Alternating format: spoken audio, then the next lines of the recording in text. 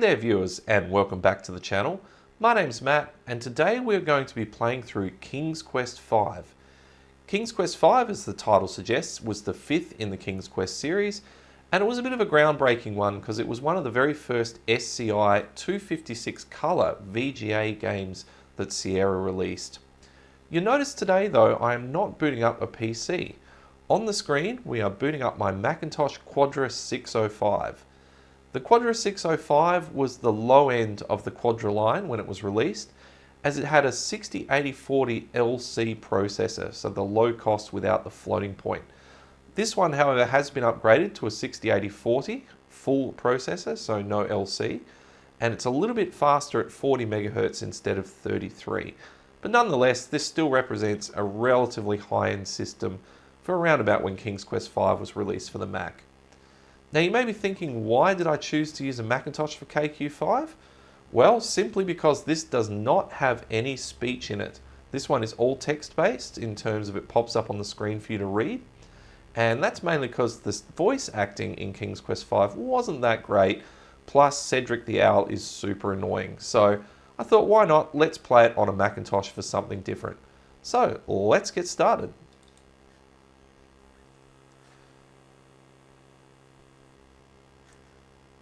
In typical Mac fashion, it always starts in a tiny window that we have to expand.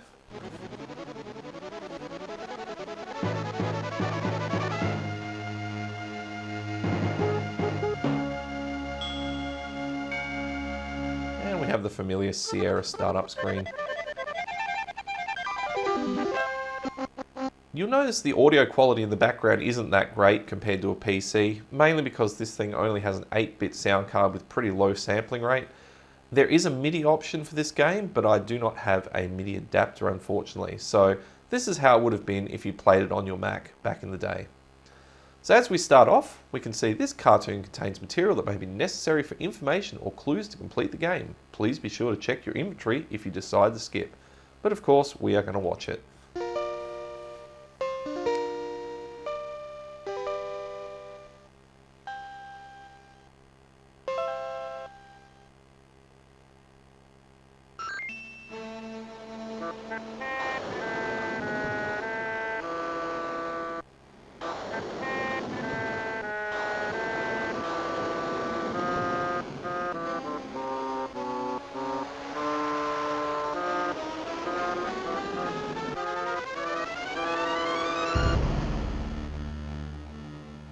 Okay, so that castle just disappeared. That can't be good.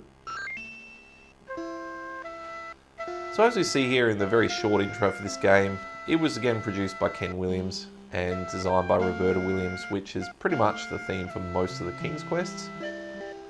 And you see it's kind of flicking through all of the little credits there quite quickly, mainly because this processor is a little bit too fast for this game. My castle, what has happened? And here's Cedric the annoying owl. I can tell you what happened. What? I know what happened to your castle. I saw it all. Yes, I did. You did? Well, then, what happened? It was the powerful and evil wizard Mordak who did it. I just happened to be visiting with an old friend when I saw him materialise out of thin air. Thank goodness he didn't notice me. Don't stop now. Go on.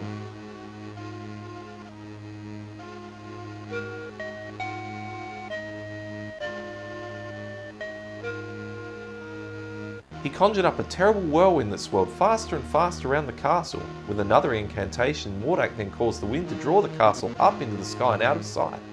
Oh, it was something to see. Why would this wizard Mordak want my castle? What could he have against me and my family? That I don't know. I only know that it was Mordak who took your castle and your family. Perhaps I can help you. My employer also happens to be a wizard, which is why I recognise Mordak. Unlike Mordak though, my employer is a very good wizard. His name is Crispinonfur, but we all call him Crispin for short. The only problem is, you see... Whoa!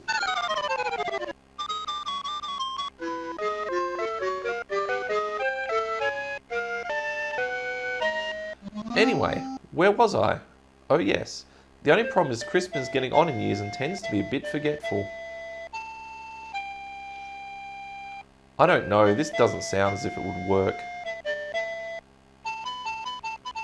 Oh sure it would. Crispin is a very qualified wizard, one of the best. He just gets a little forgetful now and again, that's all. Now where is it? I know I brought it with me. Ah, here it is. What is that? Well, it is my opinion that you don't stand a chance against the likes of Mordak. Excuse me for saying, Your Majesty, but you don't have a choice. You must come with me. I'm sure Crispin can help you.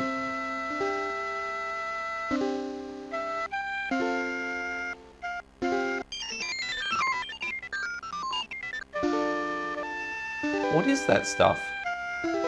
Oh, just some old leftover fairy dust I've been carrying around. It'll help you to fly. You can follow me to the land of Serenia, where Crispin and I live. It is much too far for you to walk, you know. I think the fairy dust is still good.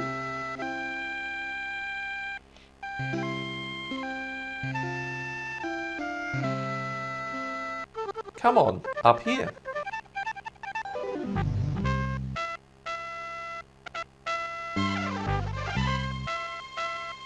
Follow me.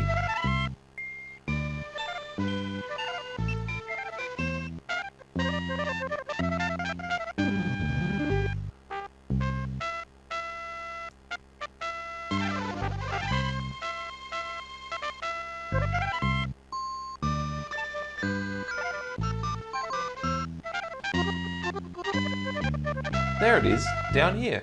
Come on.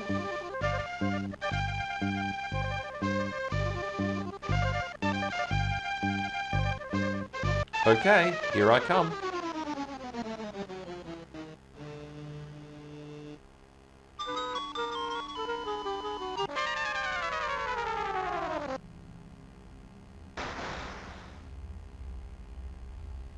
Looks like the fairy dust just wore off. Cedric, where have you been? I've been calling for you.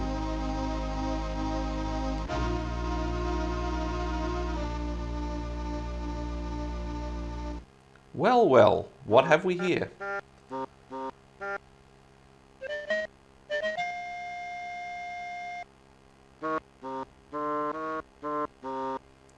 bit clumsy, are you?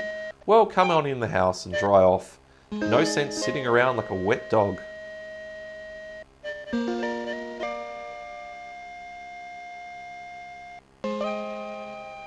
Cedric, go in the house and pour us each a nice cup of hot tea.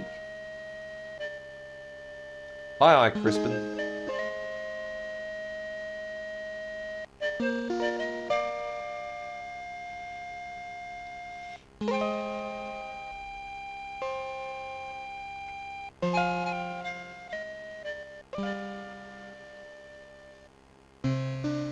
The Society of Wizards has always taken a dim view of Mordak and his abuse of power. Why, he's even been put on suspension a few times. It never seems to do any good though.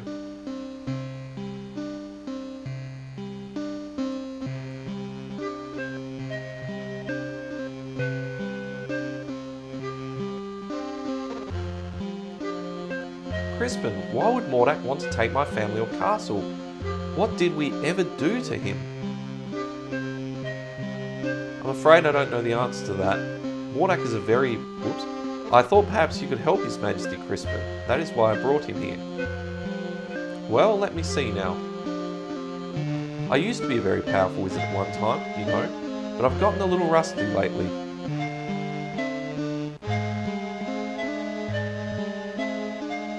A little rusty? That's quite enough from you, Cedric. Yes, Sir Crispin, sir. I don't know what I would have that would be much use to you. Most of my wizard stuff is pretty old and worn out, but let's see what I can find.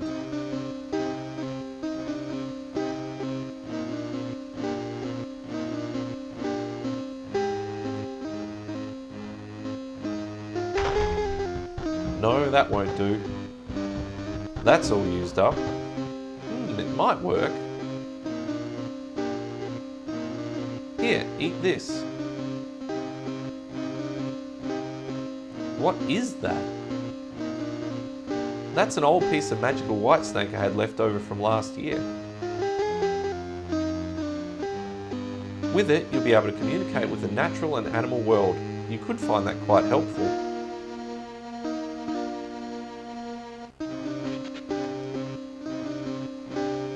Here's my old wand. I don't even know if it works anymore. Most of its power may be gone. You should know that wands are like pets. They've got to get to know you before they'll work for you. Just treat it with care and respect and hopefully it will do something for you.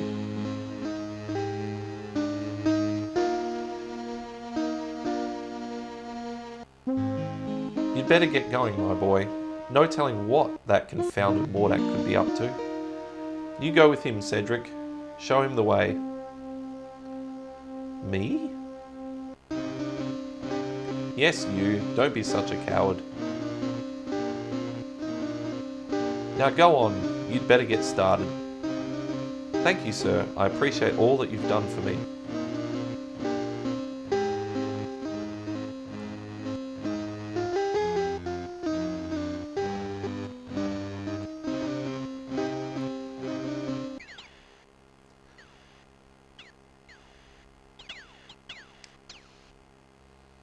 I suggest we visit the town first. How about it, Your Majesty?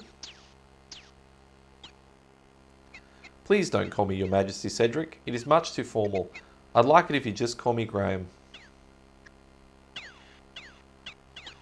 I'd be delighted to, Graham. Anyway, what was I talking about? Oh yes, the town. You might be able to find some supplies there. It's just over a little hill to the south. Not too far. Well then, let's get going, Cedric.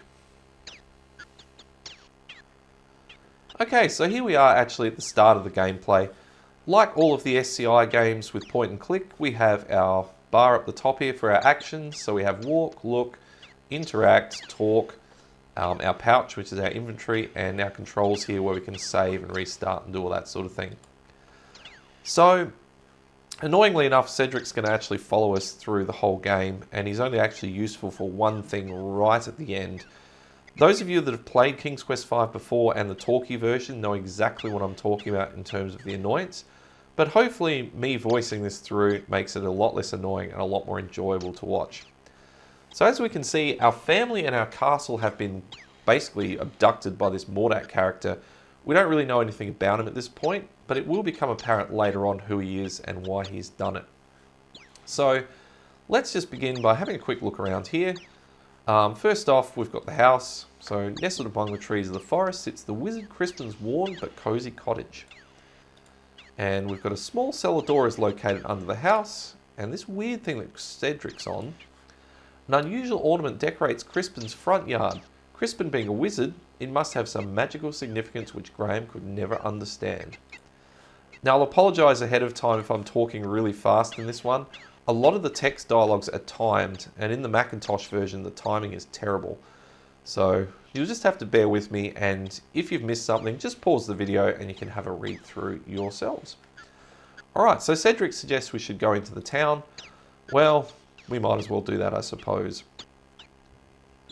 So let's head down here to the south. Watch out, a poisonous snake. There's a great internet meme about that one you may have seen before.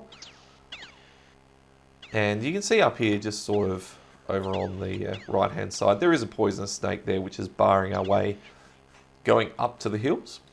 And let's just do a quick save here. And I think we've got a saves directory. Yes, we do. We'll just call this overwrite that one. Now let's check out if it is actually a poisonous snake.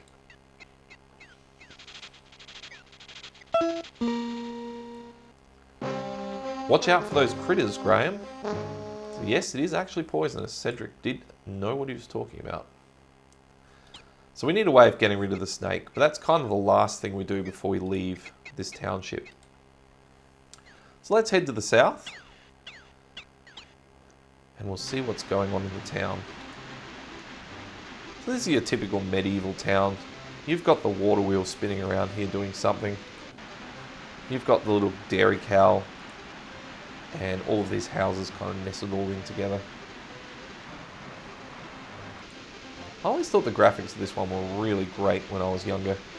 I think this was the first SCI game I ever actually played in VGA, and even on the Macintosh version, they're not half bad. If you go into the town, I'll wait for you here. I had a nasty run-in with a dog once, and I'd feel safer out here. The typical Cedric says, let's go to town, and then doesn't actually go into the town.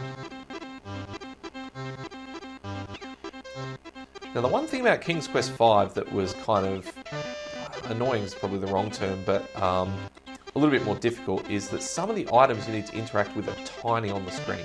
So for instance, if I just look here, you can see there's a barrel. If we look at the barrel, Graham notices an old wooden barrel on the street. In most other SCI games, things you interact with are huge and quite obvious. But in this one, they are tiny. Inside the barrel, Graham sees an old fish. Graham leads into the barrel and removes, phew, the smelly old fish. Alright, so we've scored a fish here. Now we can see there's a guy here who's kind of fixing his wagon. Let's have a chat to him. How goes it with you, good fellow? Not well, I'm afraid. This old wagon's always giving me trouble. Can I help you in any way? Thank you kindly, but I think I can handle it.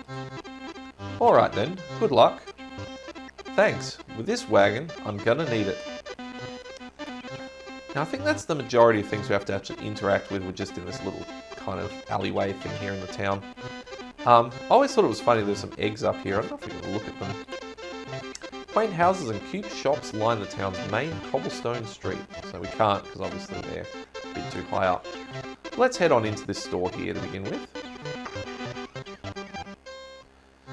Now each person in each store has kind of a something they need help with, is probably the best way to say it. May I help you, sir? Let's have a chat. I'm interested in buying something. Ah, let me show you some things. A fine piece of cloth. With this material I could make you beautiful shirts. There isn't a more beautiful piece of fabric to be found anywhere. With this, I can make you the finest trousers you've ever had. Well, what do you think? Well, right now I'm just looking. Thanks anyway. Sure, whatever you say. I'm just here to help. Now you notice there's this cloak that's kind of prominently displayed here. In the corner of the shop, draped casually over a tailor's form, Graham's is a thick fur-lined cloak. Let's have a look at this cloak. Here, let me help you with that. It's got a dude in the fitting room in the background there. Oh, Graham's doing circles. Okay. Wow, he's tripping out. I guess we found a bug in the Macintosh version. I wonder if it'll kind of recover. Maybe.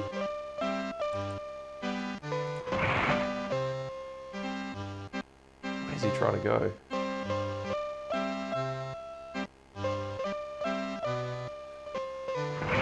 Oh, are we heading out? No. We're bouncing around the store. We're walking through the table. Oh, classic. Damn, this is annoying. Okay, and we are back. Basically, I had to restore the game from an earlier point due to that bug. I tried again to click on the cloak, but every single time, it basically just goes in circles and goes all weird. So hopefully this doesn't inhibit us later in the game when we actually need to buy it. But what we needed to learn from that is that the tailor here has lost her golden needle. So we need to help and find the golden needle, which will hopefully allow us to purchase the cloak. But for now, let's just carry on. Now notice that when we walk out, the guy that was working on his cart here is now gone, and there's this little glinting pixel. So let's have a look at that. Graham notices a shiny silver coin lying forgotten on the street near the broken wagon. Let's take that coin. Bending down, Graham quickly retrieves the silver coin from the street. So You never know when a silver coin could come in handy.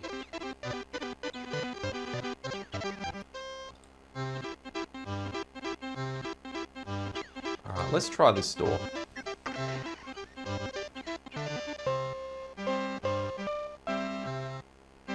So here we have a toy maker. Come in, look around, let me know if you're interested in anything. The shipment of carving wood hasn't come in yet. What should we do? If it's not in by tomorrow, I'll send you to visit the sawmill.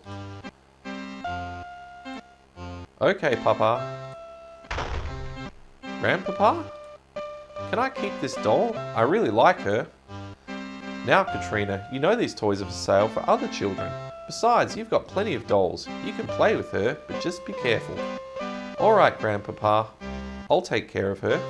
So we've got a bit of a family business going here. Let's have a chat to this guy. This is a fine little toy shop you have here. You must be very proud. Thank you, son. I've worked very hard over the years, but you know, you really need to love it, and I do. Are most of these toys your creations? Yes, most of them, but not all. Some my son made, some I bought, some I traded for. You're very talented. Thank you, thank you. Well, let me know if I can help you. Not wanting to bother the toy maker again, Graham instead looks around the toy shop. So in the toy shop here, we have a sled. Hanging on the side wall, Graham notices a strong little sled. We have a goldfish. A pet goldfish swims endlessly around its fishbowl. A child's wonderland of toys fills this cute little toy shop. So the prominent thing we've got here is the sled. So that we need to keep that in mind. And again, he says he trades, so also keeping that in mind, maybe we can trade something for the sled a little bit later. And finally we have this shop right on the end.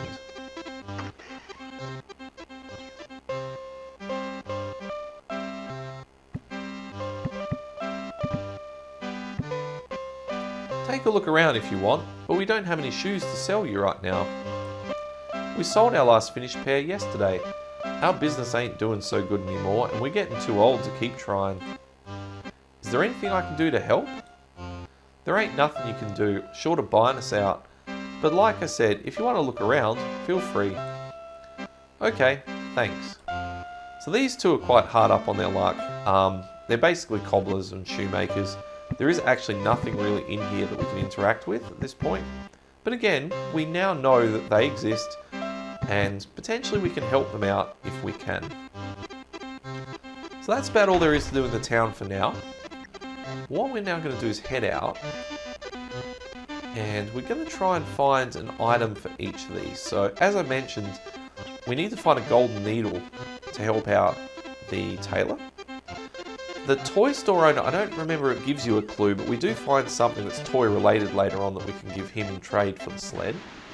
And it's pretty obvious that when we find something that can help out the shoemakers. And my only concern is that hopefully we can buy that cloak when the time comes trading it for the needle. Otherwise we are out of luck with this game. But anyway, let's continue and head off here to the west.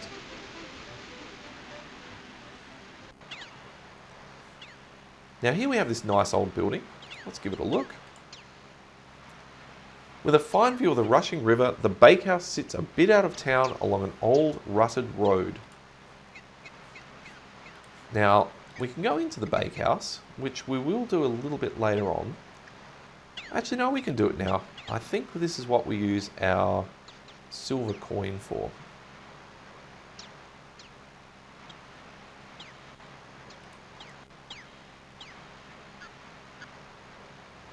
I'll wait for you out here, Graham. Typical useless Cedric.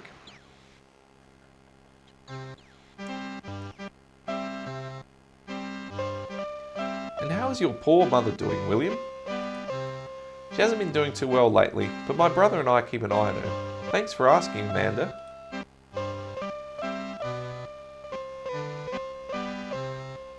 Austin, don't touch that pie. The pies look delicious. I think I'll take one. Yes, they were just made fresh this morning. Here you go.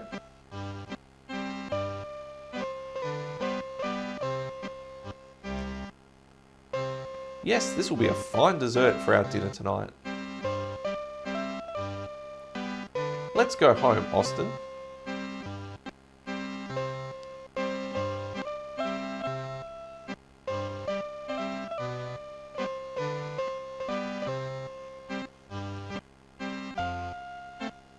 Okay, now they're out the way. Here's the last of the pies. Welcome to our bakehouse, traveller. Of course, all of our wares are wonderful, but today we've got a special on custard pies. Just 1 silver coin each, but take your time. Let me know when you're ready. So there's a big hint. Luckily, we have a silver coin. Oh sir, I would like to buy a pie. The pies cost 1 silver coin each. Yep, we know. I've got it right here. Here you go. I hope you enjoy your custard pie. Oh, I'm sure I will. Alright, great. So now we've got a pie. And like all Sierra and adventure games in general, the most important thing to do here is to basically just accumulate as much inventory as you can. And then we work out what to do with it later. So I'm just going to give this a save now. And while I'm here, I'm going to turn the speed up a bit. Hopefully this doesn't make the dialogues go too quickly, but we can see he's walking kind of slow, so this will move the game on a bit. Okay, that's more like it.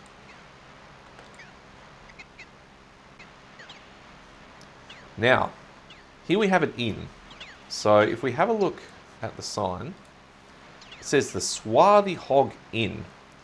Now we don't want to go into this inn yet, because if we do, we are going to be completely out of luck.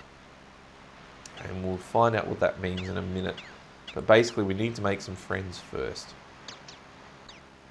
Now one of the other funny things, notice there was a haystack there. Watch out for the bear, Graham. So I might just go back. Notice there's a haystack here. Ironically, most people would have heard the saying, like finding a needle in a haystack. Well, these King's Quest games especially are kind of built on that sort of folklore, so perhaps the golden needle I was talking about might be in the haystack. Let's have a rummage. Carefully, Graham searches through the haystack but doesn't see anything of importance. And we can do this as many times as we like and we'll get the same message. So we're going to need some help with that, but that's going to come later. Okay, so here we have a bear. He's kind of going nuts at this, I don't know, I guess it's a beehive, I think. It appears the bees have a hive inside the hole of the old dead tree. Now let's just give this a save.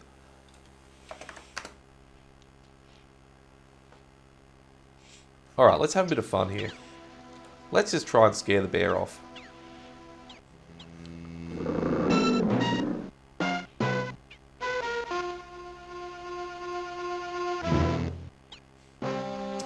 Shouldn't feed the bears, Graham.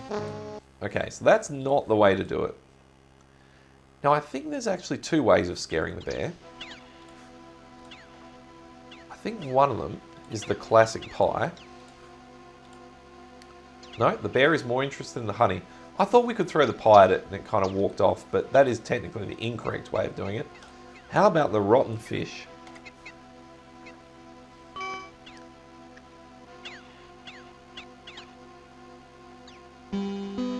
I am Queen Beatrice, kind sir. I wish to thank you ever so much for saving our hive from the claws of that horrible bear. In return, I offer you luscious honeycomb from our hive. Please feel free to retrieve one. I promise my bees won't harm you. It may come in handy on your travels. Excellent. So let's grab some honeycomb. Graham reaches a hand into the beehive and retrieves a very sticky chunk of honeycomb. Wrapping it in a protective piece of cloth, he then pockets it. I don't know where the cloth came from, but sure. Now notice on the ground there's this kind of prominent looking stick. Let's have a look at that. Graham notices a large stick lying on the ground near the old tree. Let's take the stick. Excellent. Now up here, see there's kind of like a white moundy thing? Let's go and have a look at that.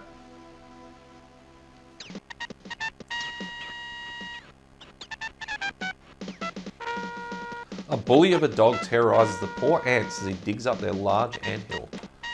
Alright, this calls for another quick save. Let's see if we can just scare the dog off. Oh, Graham, that dog looks mean. I don't like dogs. Okay, he's not happy.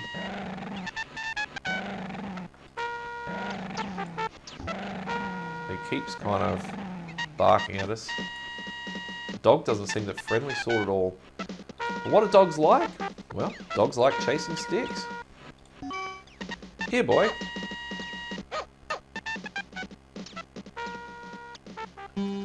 Allow me to introduce myself. I am King Anthony the Great. May I ask who you are?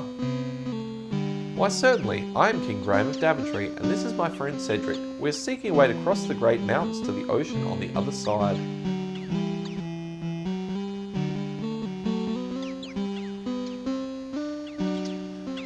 That is a very perilous undertaking. I wish you would reconsider.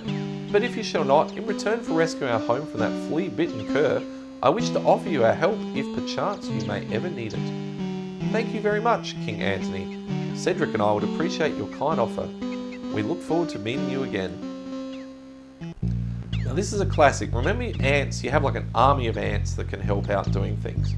Well, we've got a haystack. Maybe the ants can help us search it. Well, let's find out. So, we have some gnomes here, but we'll talk to them in a minute. So go back down to the haystack. Let's have another rummage.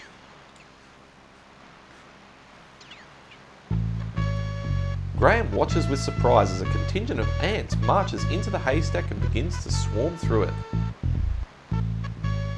Now if we'd managed to get a clue from the tailor, it would have said they lost their needle near the inn. I'm glad to see there was a way we could be of help to you. Look here, we found a golden needle in the haystack. I'd like to present it to you. Perhaps you can find a use for it. Why, thank you, King Anthony. I am honoured. Good luck in your travels, King Graham, and be careful. So yeah, the hint with the tailor that we missed basically said she lost it near the inn. So that was a big clue. Whereas the others, like for the shoemaker and the toy maker, I thought there was a way to get the toy maker to tell you what he lost, but I may have just forgotten it, or maybe in the Macintosh version or this non-talky version it's a bit different. Alright, here we are. So now we've found some gnomes. Let's have a chat to them. Excuse me, sir. What are you doing here? Don't you know this is private property? Oh, I'm terribly sorry to bother you. I was just noticing your son's marionette. It is very interesting. Where did you get it? It's grandson, not son, and I made it for him. Why do you care? I just wanted to comment on its artistry. It's very well done. I don't suppose it could be bought. If it could, the price would be very steep. I reckon you couldn't afford it. Now leave me be and my grandson alone. Leave me alone with my grandson be. Okay. The old gnome has nothing more to say. Bit of a clue there. So he said, oh, I love the marionette and it's well crafted. Remember we met the toy maker? Maybe he'd be interested in a marionette. So, worthy to keep that in mind as well. Now I think if we go this way back to the anthill, we can also go up here and meet the gypsies.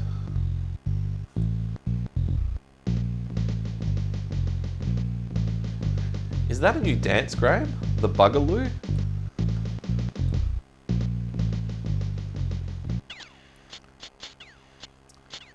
Okay. Keep your eye on the gypsies, Graham. I don't trust them. It will cost you 1 gold coin to see Madame Mushka. Now here's a mistake I made very early in the piece when I played this game. It'll cost you 1 gold coin, but you have a gold needle and you can give him the gold needle and she will tell you fortune, but then you can't progress because you don't have the cloak which is super important later on. So worthy to keep that in mind. I might just do a save here and I'll show you what I mean, just in case I have forgotten. But I'm 99% sure I've done this before. Oops, wrong button.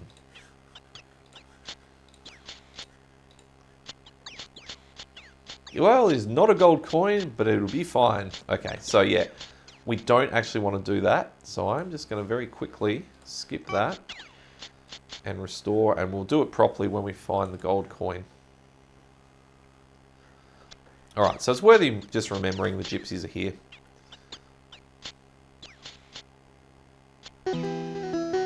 Now we have a weeping willow. We can see this willow's playing a harp. Let's just see if we can talk to them. Miss Willow? Yes? You can talk? Why, of course I can. What did you expect? Well, I've never seen a talking tree before. What's wrong? Everything's wrong, can't you tell? I'm not really a tree, I'm really a princess. You see, my fiance and I were walking through this wood when a nasty old witch came along and enchanted me, basically this way. When he naturally refused her advances, she jealously banished him to a faraway land and turned me into a tree. Then she stole my heart. Stole your heart? Yes. She turned my heart to gold and took it away with her. The only way I can become human again is to have my heart brought back. Sorry, that was a bit quick there. Now all I have to cheer me up is this harp. It's quite magical, you know. It plays the sweetest music you've ever heard. Now please, leave me alone in my sorrow. Okay, so in summary there, just in case you missed it, basically she was walking the woods with her boyfriend. The witch tried to pick up her boyfriend and he said no, so he turned her into a willow tree and then banished him to a faraway land. So another person we can help here is this poor princess with the weeping willow. So there's a lot to keep in mind here. Now she mentioned a witch. Notice there's this big sign here, enter at your own risk. The sign seems self-explanatory enough, enter at your own risk. Beyond the warning sign, gnarled trees seem to close in, entangling and confusing all who dare enter here. Now we can't go in here yet because we need basically some magical protection that we don't have. So we're just going to again keep this one in mind. And let's head off to the east. I think this loops back somewhere near Crispin's house. Yes, it does. Alright. So we've already been there. Let's head south. I think we might be up to one of the puzzle times, or the maze times. Ah, there's a guy here. And there's a bird having a bath. Let's see what this guy's got to say. Excuse me, young man. Sorry to bother you, but I couldn't help but notice you sitting there on that log. I was wondering if there's anything wrong. Why, yes, as a matter of fact, there is. I've been searching everywhere for my fiancée. She's a beautiful princess with long golden tresses, fletching blue eyes, and smooth blah blah.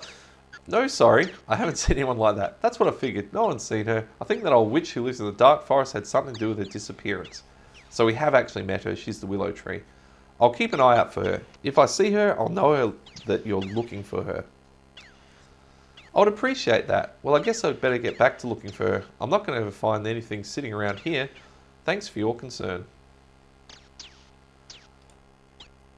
Alright, so sorry again about the text boxes going fast, but you get the gist of it. That's the fiancée looking for the weeping willow tree person that's lost her heart. Now, this crossroad, I think this way. We're back to where the snake is. And if we go down, I think we come out by the bakery. Yes, we do. Alright, so now we have to be a bit careful around the bakery here. We don't want to trigger a little action that occurs just yet. So I think now we're at the point where we've got to tackle the first of what I would call the mazes in this game. There's a few. And that is the desert, just coming up over here. Alright, so we see the bees, and if we go, probably north is easier. We have our ant friends. Alright, so let's just do a save here, just in case I get this wrong. Alright,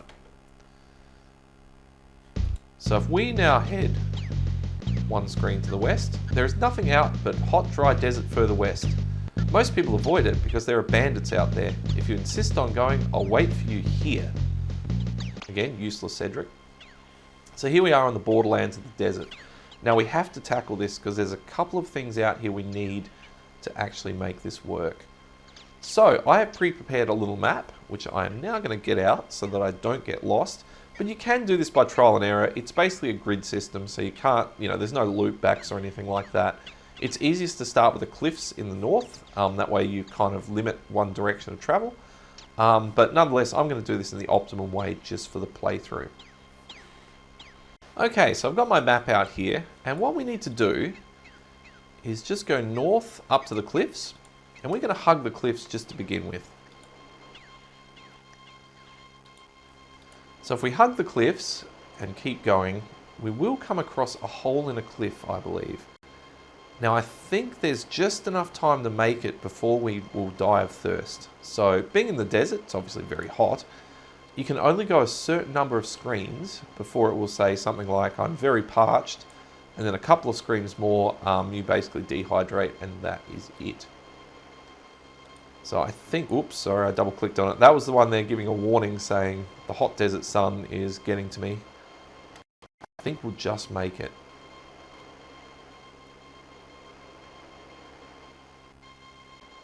Okay, here we go. So here we found a hole in the cliffs, and this looks very much like Petra. I think it's probably what it was modelled on. Now, you can see here there's some water, if we have a quick look. A small oasis is formed in the space between the two rocks. Let's have a drink.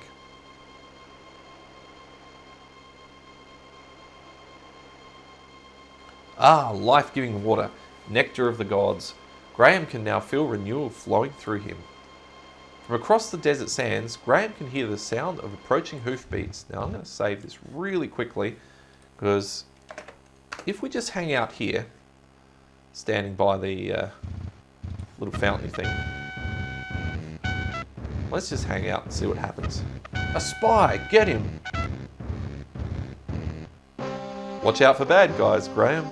Okay, so these dudes are not friendly. And you remember Cedric mentioned there are bandits out here. Now I think the trick is we just need to hide behind this rock. There we go.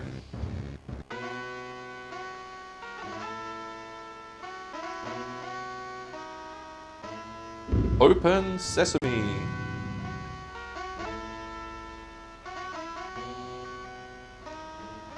Alright, so we've got some sort of magic door, and he's got some sort of magical staff that opens it. Now you might be thinking, what was the point of that? Well, if we didn't witness this, we can actually get the staff from the bandits a little bit later, and then we don't know how to use it to open the door, so that kind of kills the progress. Classic Sierra fashion. Alright, let's have another quick drink of water before we leave. And then, having a look at my map here, we've got to map this out so we go to an oasis kind of on the way to our next target. So the easiest way to do that will be to go down. So let's go down one. Oh, didn't quite get it. And then we're going to go down another one.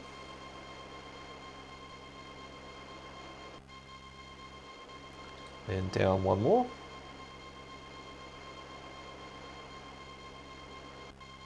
And now if we keep heading west, we should run into an oasis.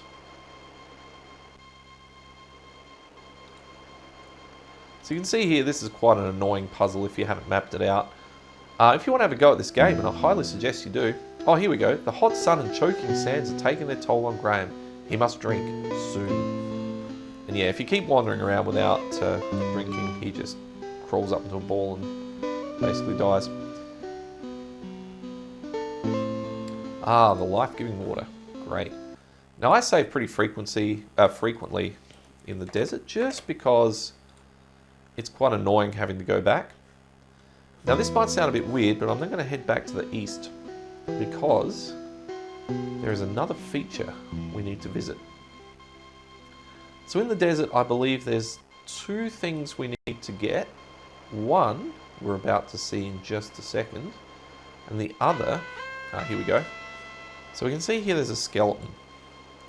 Oh, a picked clean and sun-bleached skeleton of a man lies in the sand in the hot, dry desert. What happened? Who can say? But it makes Graham uneasy nevertheless. An old shoe lies forgotten near the poor man's skeleton. So we need the shoe. Uneasily, Graham reaches down and removes the old shoe from the desert sand. So yeah, we can't take anything from the skeleton though. So now we've got the boot. Now the boot comes in very handy a little bit later. And you may have noticed that when I walked past the bakery, I said I need to be careful that I don't trigger an event. Well, that event is what we need the boot for. And if we miss it, we're in trouble. So we're gonna have another drink here.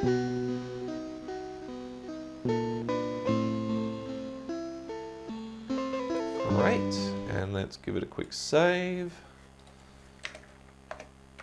We're up to number 10. Now, we need to go visit the bandits. So let's go south once.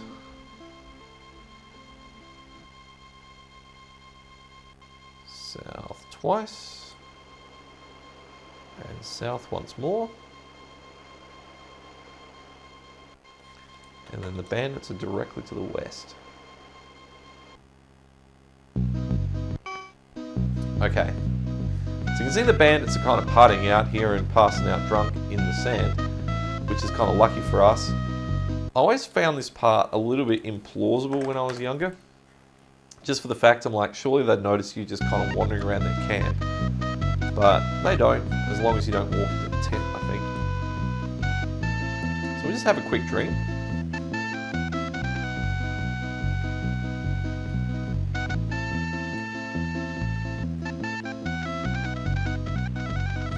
And I'm just going to check this out because I've never actually tried this. What happens if we walk into their tent? An intruder! Well, that wasn't a very smart move. No, it was not. Alright, so yeah, we don't walk into their tent. That's a bad idea. The other thing I've never tried is stealing their horse or their camel. The bandits would notice if Graham disturbed the camel. Disturbing the horses would be very unwise at this time, so we can't steal the horses. But we can kind of creep into this tent. Now you notice this guy's just kind of sleeping here. Now I think if we just walk straight to it... Who are you? A spy? Well, that wasn't a very smart move. Okay, so what we need to do is... It's kind of obvious. We just need to creep around this guy. And then we need to pick up the staff. Taking care to be very quiet, Graham reaches out and takes the staff into his possession. And then we'll cruise back around here. And at this point, let's just save it again. That'll be fine. Now we've just got to backtrack basically the way we came. So we're just going to go north now until we find the oasis.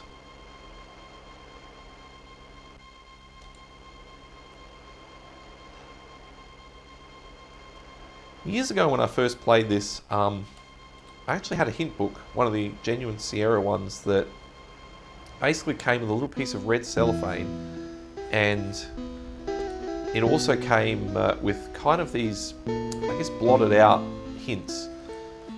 And you used to put the red cellophane over the blotted out hints to show you what you needed to do. So, you know, if you were stuck at dying in the desert, you could kind of, you know, hover over the solution to that. And from the cellophane, you could actually see the answer.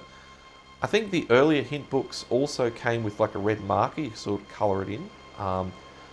But the one thing I do remember the hint book having that was super useful was the full map for the desert. And I think it also had the full map for the labyrinth coming up later on in the game. And that was an absolute game changer.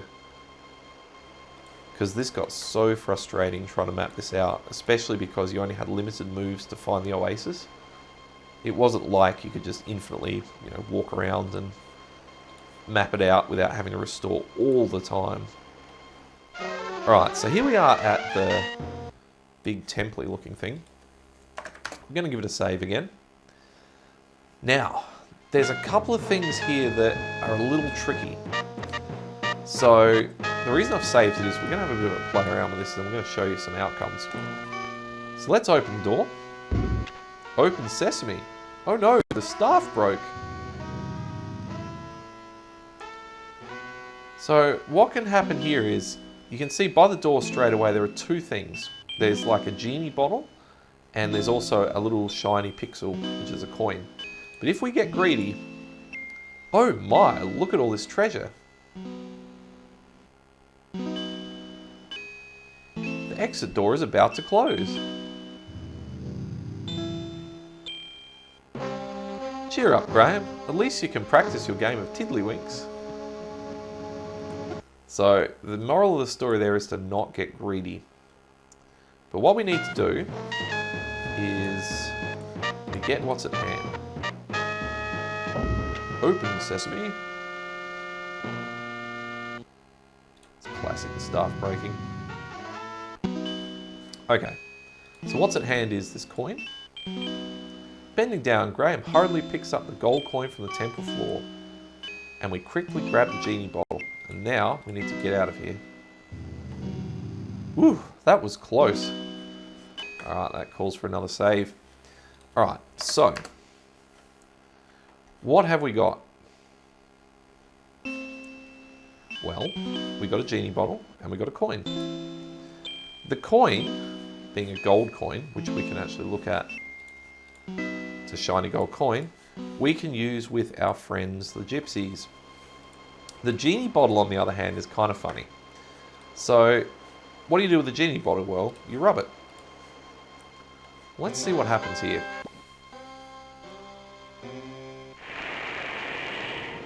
Ah, freedom at last. Now you spend the next 500 years in that bottle.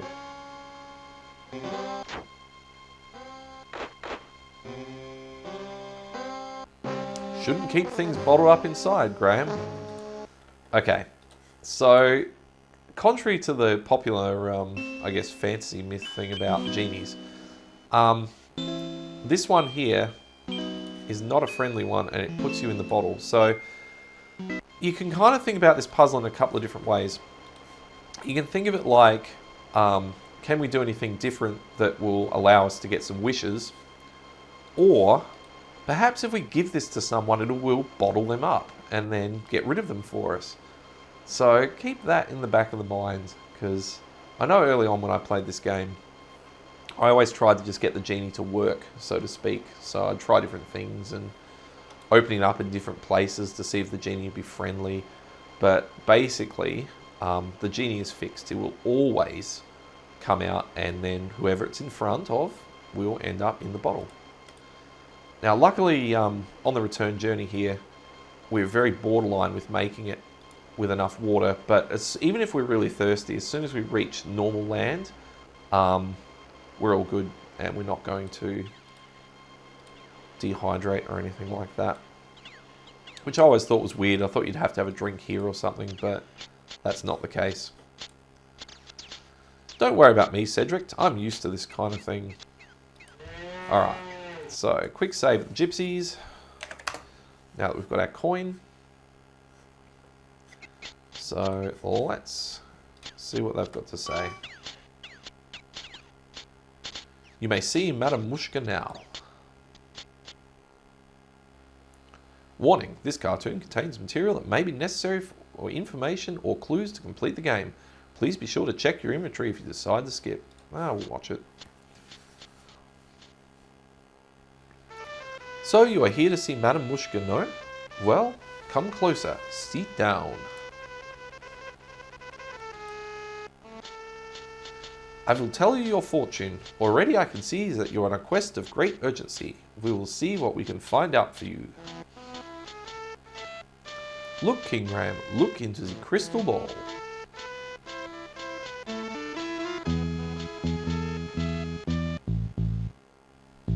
Look, Mananan, look what I have for you. Take good a look at what you did to my brother Alexander. Because of you, he's doomed to spend the rest of his days as a cat, and there's nothing I can do about it. But you can do something about it, since you're the one that did this to him, and you're the only one who can bring him back again. Back to the wizard Madanan. Graham, Alexander! I don't know how, Mordak. I'm not a wizard. I just happened to stumble across some magic spells and accidentally turned him into a cat. There was nothing accidental about it, but that's okay. I didn't mean it. Please believe me, Mordak. I don't know how to turn him back into a wizard. You're holding out on me, little man. You're taking advantage of my good nature, but not for long. If I don't get a change of tune for you soon, I'll feed your family to the cat, starting with your dear mother. Remember what I said. I'll only give you a little more time to decide before your family becomes cat food. That is all, but I see that your mission is very dangerous indeed. I will give you something to help you. Here, wear this. It is a magic amulet. It will protect you against all but the most powerful magic. Good luck, King Graham. Be careful. That Mordak is a bad one. Thank you, Madam Mushka. Alright, so we've learned that Mordak's got our family and Alexander turned Madanan into a cat, which was Mordak's brother. If you've played King's Quest 3 I should say, you'll know exactly what that is talking about. So at a very young age, Graham's son Alexander was captured by Madanan, who was also an evil wizard, and to escape, which was the whole premise and the whole playthrough of King's Quest 3, one of the things you did was turn Madanan into a cat so you could escape basically his... he had like a castle on a hill type thing, or a house on a hill. So Alexander does know what he's talking about, and it wasn't an accident. But he's not lying when he said that he doesn't know how to turn him back, because we literally found a spell book and, just cast a spell on him. So, now where to from here? Well, looking at the time, we've been playing for just about an hour. So I think we're just going to do one more little thing, and then we're going to call this for part 1. So now, remember the gypsy just gave us an amulet and said it'll protect us from all but the most powerful magic. Now, Mordak is stupid powerful. Like, there's no way this will protect us from him. However, if we put this bad boy on, so he carefully puts that on, sorry, click through that. Don't know if it'll give me the dialogue, it's already wearing it. This will help us out with people with magic. Now, remember the witch who lives in here is magical because she turned the poor girl into a tree. So, now that we have the amulet, let's go ahead and save this game and head on into the forest. Oh no, I'm not going in there. Can't you read the sign? Come on, Cedric, there might be something important in here. Go if you want to, I'll wait here. Again, completely useless. So here we are in this sort of dingy forest. Now it doesn't really matter which direction you go at this point. This way is a little quicker. Now here's the witch. To Graham's great relief, it appears that the witch's magic has been stopped by the amulet he is wearing, just as Madame Mushka claimed it would. Now she gets angry. Now, at this point, it's just kind of annoying. She kind of follows you around. But she does inhibit your progress, I think, when you try and go into a house or something like that. So, how do you get rid of the witch? Well, you could try some magic. Or what about that genie we've been carrying around? Maybe he can put her in the bottle. What's this?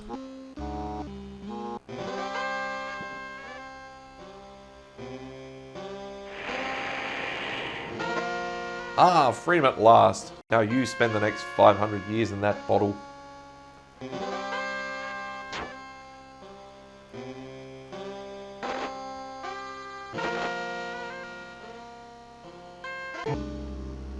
Good. That old witch won't be seen here for a long time. But now, how to get out of this dreadful forest? So one thing that we didn't kind of notice before, because we were on the entry screen, is that now this becomes one giant loop. So remember we had an exit kind of between these two screens? That is now long gone. So we're kind of stuck in here to find our way out. Okay, so that's going to about do it for part 1 of this playthrough. We've dispatched the witch and we're now kind of trapped here in her little lair, but we're going to tackle that in part 2 next week. At this point, I want to thank you so much for watching. I hope you've enjoyed the playthrough of part 1 of King's Quest V on the Macintosh. If you have, please drop a comment down below. Anything from observations that you've made, things I may have missed, or suggestions for future parts in this playthrough are all welcome. Thanks again for watching, and I'll catch you in the next one. Later.